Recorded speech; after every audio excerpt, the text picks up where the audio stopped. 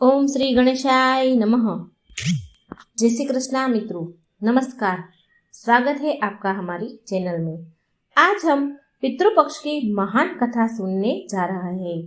कहा जाता है कि इस कथा को सुनने से समस्त प्रकार के पितृदोष समाप्त होते हैं। इस कथा का ध्यान पूर्वक श्रवण करने से मात्र ही मनुष्य के कोटि कोटि पाप नष्ट होते हैं और उसे अपार धन संपत्ति और सुख समृद्धि प्राप्त होती है। पितरों की कृपा से उसके सभी दुख दोष समाप्त होते हैं और सुखी जीवन प्राप्त होता है। यह महान कथा भगवान श्री कृष्ण ने गरुड़ जी को सुनाई थी।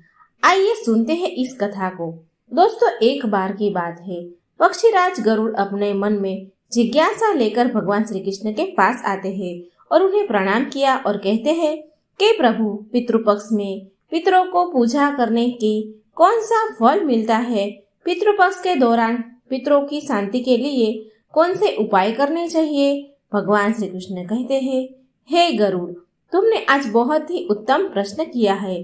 तुम्हारे इस प्रश्न से समस्त मनुष्य जाति का कल्याण छिपा है। जो मनुष्य अपने पितरों को संतुष्ट करते हैं तो उसके समस्त पाप दोष दुख समाप्त होते हैं। पितरों की पूजा करने से मनुष्य को अपने पूर्वजों का आशीर्वाद प्राप्त होता है। इसीलिए इस विषय में एक अप्सरा और एक ऋषि की प्राचीन कथा है जो मैं आज तुम्हें सुनाने जा रहा हूँ। इस कथा को श्रवण करने से तुम्हारे सभी प्रश्नों के उत्तर मिल जाएंगे। इसलिए हे गरुड़, तुम इस कथा को ध्यान से सुनो। इस कथा को जो भी सुनता है उसके समस्त प्रकार के पितृदोष का नाश होता है। जो भी इस कथा को सुनता है और सुनाता है उसके ऊपर पितरों की कृपा सदैव बनी रहती है।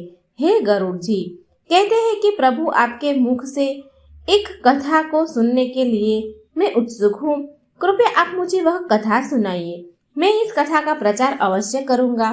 फिर भगवान श्री कृष्ण गरुड़ जी को पितृपक्ष की कथा सुनाने लगते हैं। इसलिए दोस्तों, मित्रों, प्यारे मित्रों, आप भी सभी ये कथा का ध्यान पूर्वक श्रवण जरूर कीजिएगा। मनुष्य के सभी पाप और दोष नष्ट होते हैं और पितरों से हमें जो भी दोष होते हैं पितरों के, वो समाप्त होते हैं।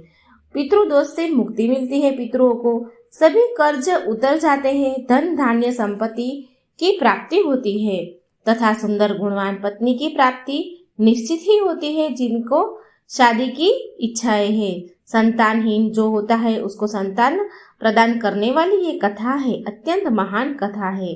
पितृपक्ष के दौरान इस कथा का श्रवण प्रत्येक मनुष्य को करना ही चाहिए।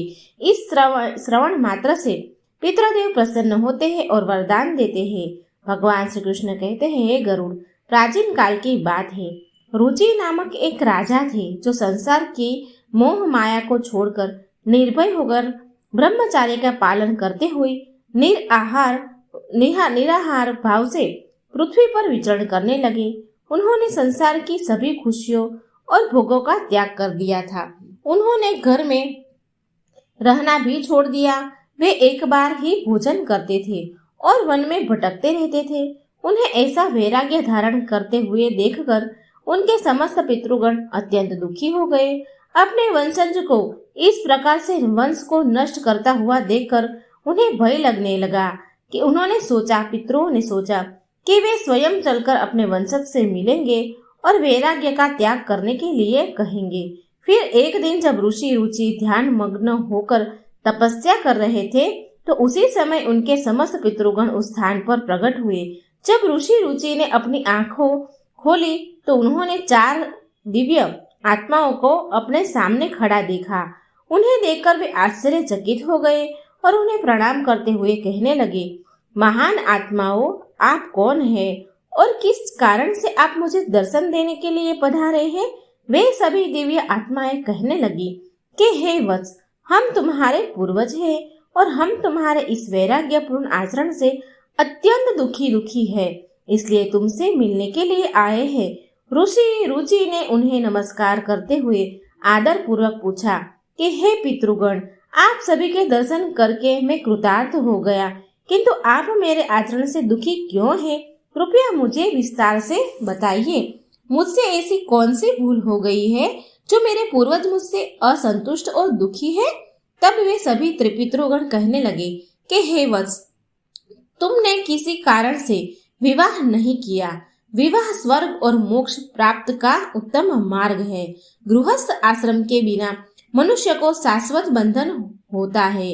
गृहस्थ में रहकर मनुष्य देवताओं, पितरों, ऋषियों और याचकों की पूजा करने के उत्तम लोकों को प्राप्त करता है। वह देवताओं को स्वाहा और पितरों को स्वधा शब्द के उच्चारण से तथा द्वार पर आए अतिथियों और याचकों को दान देकर संतुष्ट करता है। विवाह न करके संतान को उत्पन्न न करके तुम देव ऋण तथा पितृजनों के ऋण से मुक्ति नहीं पा सकोगे वत्स।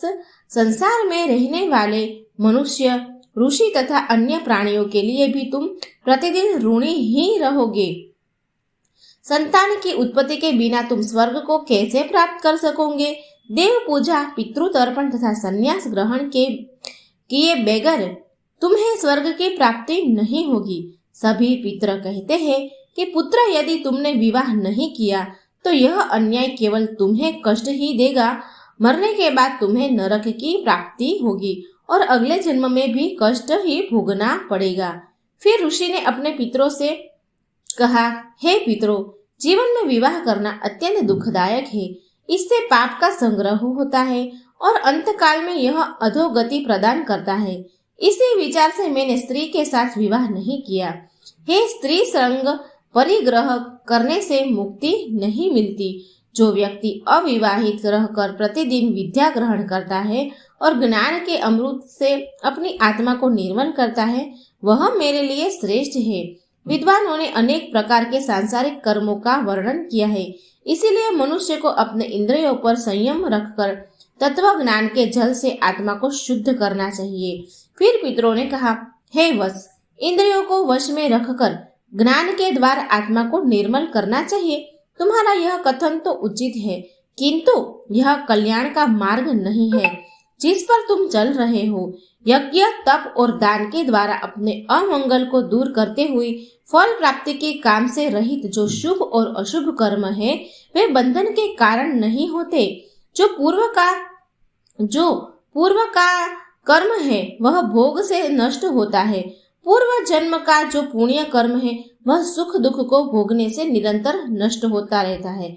फिर ऋषि रुचि कहते हैं कि पितामह वेदों में कर्म मार्ग के प्रतिपादन द्वारा अविद्या और माया की पुष्टि की गई है। इसीलिए आप मुझे विवाह करने के लिए क्यों प्रेरित कर रहे हैं? विवाह करके मेरा अनिष्ट ही हो जाए। तो पितरों ने कहा कि वत्स, कर्म द्वारा जो कुछ भी किया जाता है वह अविद्या है। यह सत्य है, किंतु विद्या प्राप्त करना भी एक प्रकार का कर्म है। शास्त्रों में जो विहित कर्म है, सज्जन पुरुष उनका उल्लंघन नहीं करते। उन्हें उसी से मोक्ष की प्राप्ति होती है। शास्त्रों में पुरुषों को विवाह करने की आज्ञा दी गई है। विवाह न करने पर पुरुष को मुक्ति नहीं मिलती। संतान के बिना उसे मोक्ष नहीं मिलता। संतान के द्वारा की गई श्राद्ध कर्म से उनको मोक्ष मिलता है। इसलिए हे पुत्र, तुम विधि पूर्वक विवाह करो। विवाह न करने से तुम्हारे सभी कर्म भी नष्ट हो जाएंगे और तुम विफलताओं को ही प्राप्त करोगे। यदि हमारा वंश नष्ट हो जाएगा तो हमारी आत्माएं अतृप्त ही रहेगी। विवाह करके संतान उत्पन्न करके ही तुम अपने पितरों को संतुष्ट कर सकते हो। श्री कृष्ण कहते हैं, गरुड़ इस प्रकार से अपने पितरों के वचन सुनकर ऋषि रुचि को बड़ी ग्लानि हुई। उन्हें विवाह करने का निश्चय किया। फिर ऋषि रुचि ने अपने पितरों से कहा कि हे पितृगण, अब तो मैं बूढ़ा हो गया हूँ, कौन मुझे अपनी कन्या प्रदान करेगा? वैसे भी मुझे जैसे वृद्ध व्यक्ति के लिए विवाह करना अत्यंत कष्टदायक है। फिर पितरों ने कहा कि हे वत्स, यदि तुम हमारे वचनों का पालन नहीं करोगे तो निश्चित ही हम सभी पितरों का पतन हो जाएगा और तुम्हारी अधोगति हो जाएगी। इतना कहकर सभी पितृगण अदृश्य हो गए। श्री कृष्ण कहते हैं कि हे गरुड़, पितरों के द्वारा ऐसे वाक्य सुनकर ऋषि रुचि मन ही मन अत्यधिक व्याकुल हो गए। अपने पितरों की मुक्ति के लिए विवाह करने के विचार करते हुए वे कन्या की खोज में पृथ्वी लोक पर विचरण करने लगे। किंतु उन्हें कहीं भी कन्या की प्राप्ति नहीं हो सकी। अपने पितरों के वचनों को बार बार मन में सोचते हुए वे चिंताग्रस्त होकर सोचने लगे कि मैं क्या करूं, कहाँ जाऊं, मेरे पितृगणों को मुक्ति दिलाने के लिए कौन सी स्त्री मुझसे विवाह करेगी। इस प्रकार देर तक विचार करने के बाद ऋषि रुचि ने ब्रह्मा देव की तपस्या करना शुरू कर दी।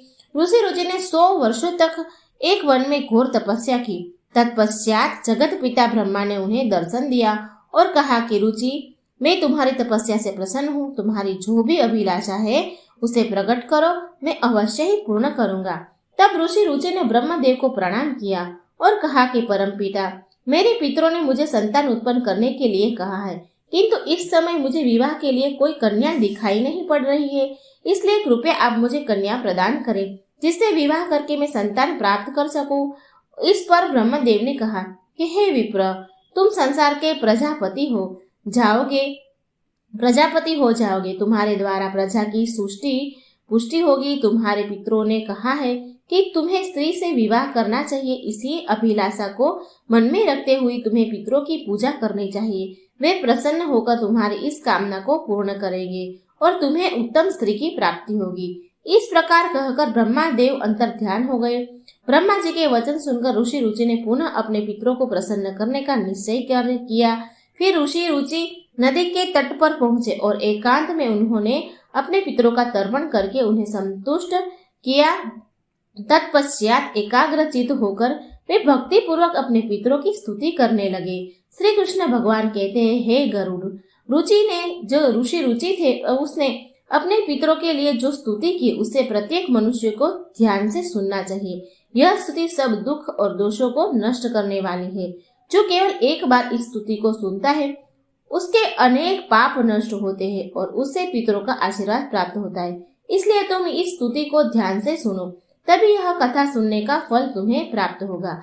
महात्मा रुचि इस प्रकार स्तुति करने लगे। जो अधिदेवता के रूप में विद्यमान रहते हैं और जो श्राद्ध के अवसर पर देवताओं से स्वधा और तृप्त किए जाते हैं, उन सभी पितृगणों को मैं नमस्कार करता हूँ। स्वर्ग में अवस्थित महर्षि गण भुक्ति मुक्ति की कामना से मानसिक श्राद्ध द्वारा जिन्हें भक्ति पूर्वक तृप्त करते हैं, उन सभी पितरों को मैं प्रणाम करता हूँ। अग्नि, स्वात, वर्षद, आज्य और सोमपति गण है, वे सभी इस श्राद्ध में मेरे द्वारा संतृप्त होकर तृप्ति को प्राप्त करें। अग्नि स्वात पितृ मेरी पूर्व दिशा की रक्षा करें। वर्षद नामक पितृगण सर्वदा मेरी दक्षिण दिशा की रक्षा करें। आज्ञा पितृजन पश्चिम दिशा की तथा सोम पितृगण उत्तर दिशा की रक्षा करें। यह समस्त पितृजन राक्षस, भूत, पिशाच और असुर गणों के कारण उत्पन्न दोषों से नित्य सब प्रकार के हमारी रक्षा करें। विश्व मुख भूख आराध्य, धर्म, धान्य, शुभानंद, भूति, द भूतिकृत और भूति नामक जो पितरों के 9 गण हैं तथा कल्याण और कलदरा, श्रय, कलता, हेतु और अनध नामक जो पितरों के 6 गण हैं, 6 गण कहे गए हैं और वर, वरेण्य, वरद, तुष्टि, पुष्टि, विश्वपात और धाता नाम से विख्यात यह 7 गण तथा पितृगणों के पाप विनाशक जो महान महात्मा, महित, महिमा, वाण और महाबल नाम से प्रसिद्ध यह 5 गण है। उन गणों के ही साथ सुखद धर्म दुरई अत्यंत प्रसन्न हो गई और उसी समय एक दिव्य तेज उत्पन्न हुआ जो आकाश मंडल में चारों ओर व्याप्त हुआ। संपूर्ण विश्व को अपने तेज से आच्छादित करने वाली उस रोशनी को देखकर ऋषि रुचि अपने घुटने पर बैठकर फिर से पितरों की स्तुति करने लगे। रुचि की स्तुति सुनकर पितृगण अत्यंत प्रसन्न हुए और वे उनके सामने प्रकट हुए। रुचि ने पुष्प, गंध और अनुलेय पदार्थ का उन्हें निवेदन किया था। वे सभी पितर उन्हीं को साधारण करके उनके सामने प्रकट हुए। रुचि ने भक्ति पूर्वक हाथ जोड़कर अपने पितरों को प्रणाम किया और निवेदन किया। प्रसन्न होकर पितरों ने कहा कि हे पुत्र, तुम्हारी इस स्तुति से हम अत्यंत प्रसन्न हैं, इसलिए अब तुम्हारी जो भी कामना हो वो निसंकोच होकर हमें कहो। फिर नतमस्तक होकर रुचि ने पितरों से कहा, हे पितृदेव, ब्रह्मदेव ने सृष्टि की रक्षा करने के लिए मुझे प्रजापति बनाया है, इसलिए मैं आप संतान उत्पन्न करने में समर्थ, गुणवान, चरित्रवान, पत्नी की कामना करता हूँ आपसे मैं। फिर पितरों ने कहा, वत्स, इस स्थान पर अभी इसी क्षण तुम्हें उत्तम मनोरमा पत्नी की प्राप्ति होगी और उसी से तुम्हें पुत्र होगा। रुचि वह पुत्र बुद्धिमान और बलशाली होकर रोज नाम से तीनों लोक में ख्याति प्रख्यात प्राप्त करेगा। उसके ही अतिशय बलवान, महापराक्रमी, महात्मा और पृथ्वी का पालन करने वाले बहुत से पुत्र होंगे। ये कहकर समस्त पितृगण ऋषि रुचि को आशीर्वाद देकर उस स्थान से अंतर्ध्यान हो गए। अंतर्ध्यान होते ही पितरों की कृपा से उसी समय उस नदी के मध्य से ही रुचि की समीप प्रेम लोचा नामक मन को प्रिय लगने वाली सुंदर श्रेष्ठ एक अप्सरा प्रकट हुई। उस श्रेष्ठ अप्सरा ने मधुर वाणी में महात्मा रुचि से कहा, हे तपस्वी श्रेष्ठ, वरुण के पुत्र महर्षि पुष्कर द्वारा मेरी एक अतिशय सुंदर कन्या उत्पन्न हुई है। मैं उसे सुंदर रूप वाली मानिनी नामक कन्या को भार्या के रूप में आपको प्रदान करता हूँ। आप इससे विवाह करें। इस कन्या से आपको अतिशय बुद्धिमान मनु नाम का पुत्र होगा। फिर प्रजापति रुचि ने उस अप्सरा कन्या से विवाह किया। श्री कृष्ण भगवान कहते हैं कि गरुड़ इस प्रकार से ऋषि रुचि ने अपने पितरों को प्रसन्न करके विवाह के लिए कन्या प्राप्त की और अपने वंश को आगे बढ़ाया। कथा के अंत में भगवान श्री कृष्ण ने गरुड़ जी से कहा कि पितरों को प्रसन्न करने के लिए अनेक उपाय विस्तार से बताए हैं। यह उपाय मनुष्य के जीवन में पितृदोष को समाप्त करने और पितरों की कृपा प्राप्त करने के लिए अत्यंत आवश्यक माने जाते हैं। श्री कृष्ण ने गरुड़ जी से कहा कि पितरों को प्रसन्न करने के लिए कुछ विशेष अनुष्ठान, तर्पण और धार्मिक कार्यों का पालन करना आवश्यक होता है। आइए जानते हैं उन महत्वपूर्ण उपायों के बारे में। पितरों को प्रसन्न करने के लिए सबसे पहला और मुख्य उपाय तर्पण है।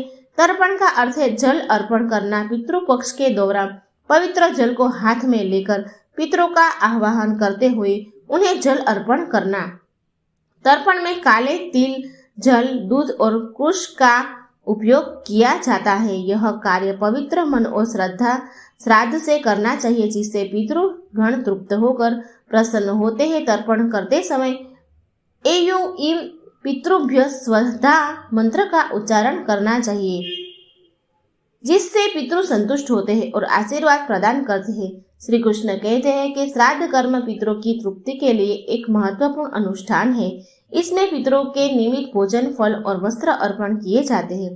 श्राद्ध कर्म करने वाले व्यक्ति को ब्राह्मणों को भोजन कराना चाहिए और उन्हें वस्त्र एवं दक्षिणा देकर आशीर्वाद उससे लेना चाहिए। श्राद्ध के दिन विशेष रूप से सात्विक भोजन बनाना चाहिए, जिसमें खीर, पूरी, सब्जी और अन्य पौष्टिक एवं ताजे खाद्य पदार्थ शामिल हो। इस भोजन को पवित्रता के साथ पितरों के निमित्त अर्पण किया जाता है। तीसरा उपाय श्री कृष्ण ने बताया कि गाय, ब्राह्मण और अन्य जीवों को भोजन। पितरों को प्रसन्न करने के लिए गाय, कुत्ते, कौवे और ब्राह्मणों को भोजन करना अत्यंत शुभ माना जाता है। इन्हें भोजन अर्पण करने से पितृ तृप्त होते हैं और प्रसन्न होकर आशीर्वाद देते हैं। विशेष रूप से श्राद्ध के लिए गाय को हरी घास और रोटी खिलाना और कौवे को चावल व खीर खिलाना शुभ माना जाता है। इस कार्यों को करने से पितरों की कृपा प्राप्त होती है और पितृदोष से मुक्ति मिलती है। श्री कृष्ण कहते हैं कि पीपल और तुलसी के वृक्ष की पूजा करने से पितृ प्रसन्न होते हैं। पितरों को प्रसन्न करने का ये महत्वपूर्ण उपाय है। पीपल का वृक्ष पितृगणों का निवास होता है माना जाता है और तुलसी का पौधा देवी लक्ष्मी का प्रतीक होता है। श्राद्ध के दिन पीपल और तुलसी की पूजा करने से पितरों को तृप्त किया जाता है। पीपल के वृक्ष के नीचे दीप जलाने से पितृगण प्रसन्न होते हैं और परिवार को सुख समृद्धि का आशीर्वाद देते हैं। भगवान श्री कृष्ण ने गरुड़ जी को बताया कि जो व्यक्ति पितृदोष से पीड़ित होता है उसे गया जी या अन्य पवित्र तीर्थ स्थलों पर जाकर पिंडदान करना चाहिए और पिंडदान करने से पितृ संतुष्ट होकर मोक्ष प्राप्त करते हैं और वंशजों को आशीर्वाद देते हैं। पिंडदान के समय काले तिल, कुश और चावल का उपयोग करके पितरों को अर्पण करना चाहिए। यह प्रक्रिया पितरों को तृप्त करती है और उनकी आत्मा को शांति प्रदान करती है। श्री कृष्ण कहते हैं कि पितरों को प्रसन्न करने के लिए व्यक्ति को श्राद्ध पक्ष के दौरान व्रत रखना चाहिए। इस समय सात्विक आहार ग्रहण करना चाहिए और ब्रह्मचर्य का पालन करना चाहिए। भगवान श्री कृष्ण ने गरुड़ जी से कहा है कि श्राद्ध पक्ष में मांस, मदिरा और तामसिक आहार का सेवन नहीं करना चाहिए। व्रत के दौरान भगवान विष्णु, शिव और देवी लक्ष्मी की आराधना करनी चाहिए। इससे पितरों की आत्मा को शांति मिलती है और वे प्रसन्न होकर आशीर्वाद प्रदान करते हैं। श्री कृष्ण भगवान कहते हैं कि पितरों को संतुष्ट करने के लिए गरीबों को, ब्राह्मणों को और साधुओं को अन्नदान और वस्त्रदान देना चाहिए। यह कार्य विशेष रूप से श्राद्ध पक्ष के दौरान करने से पितरों की आत्मा को तृप्ति प्राप्त होती है। अन्नदान और वस्त्रदान से मनुष्य को पुण्य की प्राप्ति होती है और पितृदोष से मुक्ति मिलती है। इस कार्य से पितृ प्रसन्न होकर घर परिवार की सुख समृद्धि का आशीर्वाद देते हैं। भगवान श्री कृष्ण कहते हैं कि पवित्र नदियों, विशेषकर गंगा में स्नान करके पितरों को निमित्त जल अर्पण करना चाहिए। वे अत्यंत शुभ माना जाता है। गंगा जल पितरों की तृप्ति के लिए सर्वोत्तम होता है, जिससे पितृदोष समाप्त होते हैं। गंगा में स्नान करने से व्यक्ति के पाप धुल जाते हैं और पितरों की आत्मा को शांति मिलती है। इस कार्य से पितृ प्रसन्न होकर आशीर्वाद प्रदान करते हैं। श्री कृष्ण भगवान कहते हैं कि पितरों को प्रसन्न करने के लिए सत्संग में शामिल होना चाहिए और पवित्र ग्रंथों जैसे भागवत गीता का पाठ करना अत्यंत लाभदायक माना जाता है। पितरों की शांति के लिए गीता के 11वें अध्याय का पाठ विशेष रूप से करना चाहिए। भगवत गीता के पाठ से पितरों की आत्मा को शांति मिलती है और उनके वंशजों पर उनकी कृपा बनी रहती है। भगवान श्री कृष्ण ने गरुड़ जी को बताया कि व्यक्ति इन उपायों को श्रद्धा और विश्वास के साथ करते हैं तो उसे जीवन में कभी भी किसी प्रकार की पीड़ा नहीं होती। जीवन में सभी प्रकार के सुख और समृद्धि प्राप्त होती है। पितरों की कृपा से उसकी समस्त कष्ट समाप्त होते हैं और परिवार में शांति बनी रहती है। इस उपाय को नियमित रूप से करने से पितृ दोष से मुक्ति मिलती है और पितृ प्रसन्न होकर वंशजों को आशीर्वाद देते हैं। श्री कृष्ण भगवान ने गरुड़ जी से कहा है कि गरुड़ जो भी व्यक्ति इन उपायों का पालन करता है उसे पितृदोष का कभी सामना नहीं करना पड़ता और उसके पितृ सदैव प्रसन्न रहते हैं। इस प्रकार भगवान श्री कृष्ण ने पितरों को प्रसन्न करने के लिए विभिन्न उपाय विस्तार से बताए गए हैं, जिन्हें हर व्यक्ति को पितृपक्ष में करना चाहिए। तो दोस्तों, इस प्रकार से गरुड़ पुराण में पितृपक्ष की कथा का वर्णन किया गया है। उम्मीद है आपको यह कथा जरूर पसंद आई होगी। कमेंट बॉक्स में जरूर बताना। वीडियो अच्छा लगे तो लाइक और शेयर जरूर करना। चैनल को सब्सक्राइब मित्रों जरूर करना। धन्यवाद।